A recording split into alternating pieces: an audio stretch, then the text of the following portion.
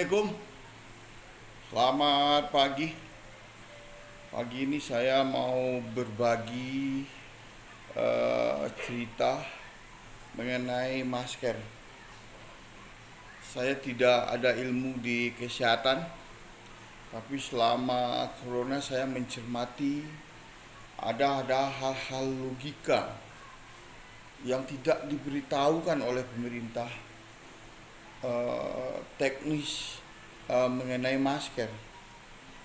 Oleh karena itu, saya berpikir hari demi hari hanya mengenai kapan kita tepatnya memakai masker.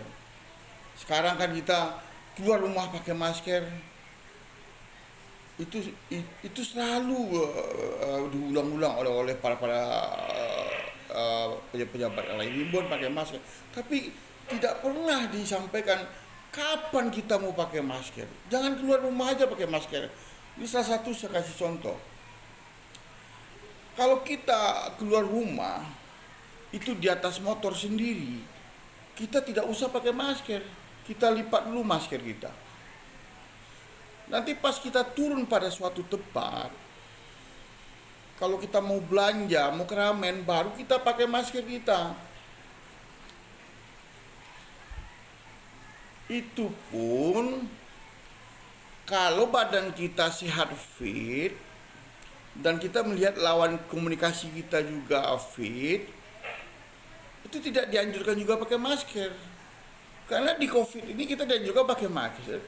Kita komunikasi, enzim kita tuh akan melekat pada tubuh lawan bicara kita. Itulah kita diharuskan pakai masker. Ini kadang-kadang saya heran juga. Keluar rumah harus pakai masker. Kadang-kadang kita patuhnya dengan pemerintah. Di atas mobil sendiri juga pakai masker, padahal nggak ada orang lain. Berapa terhambatnya sirkulasi udara yang kita hirup.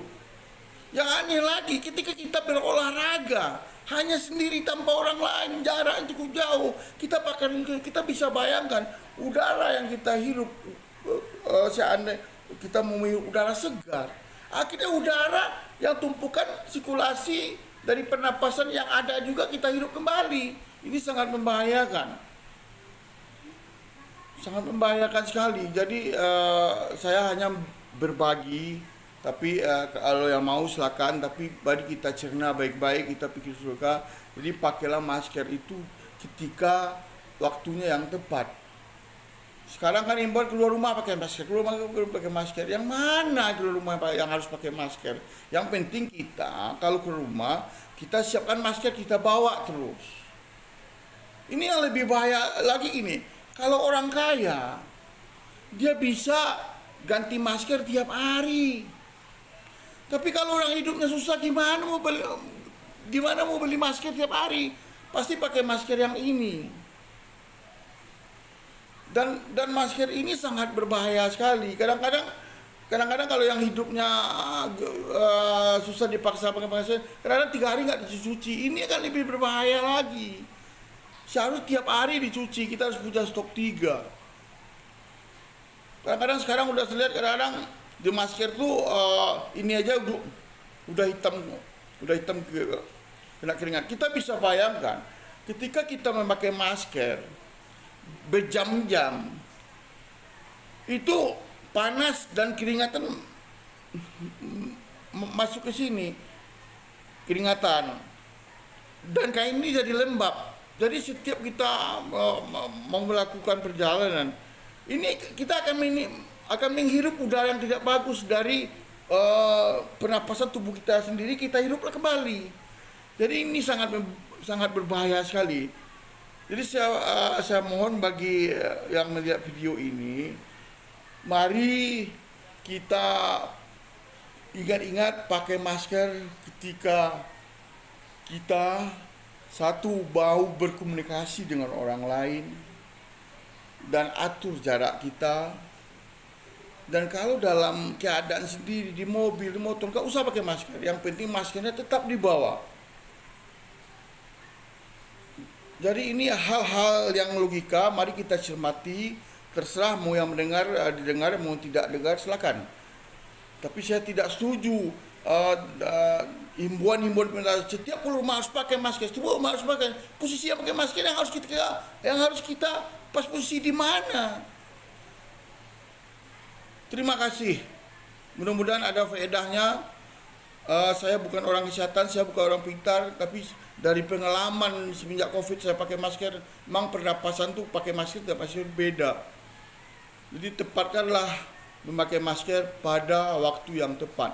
Terima kasih.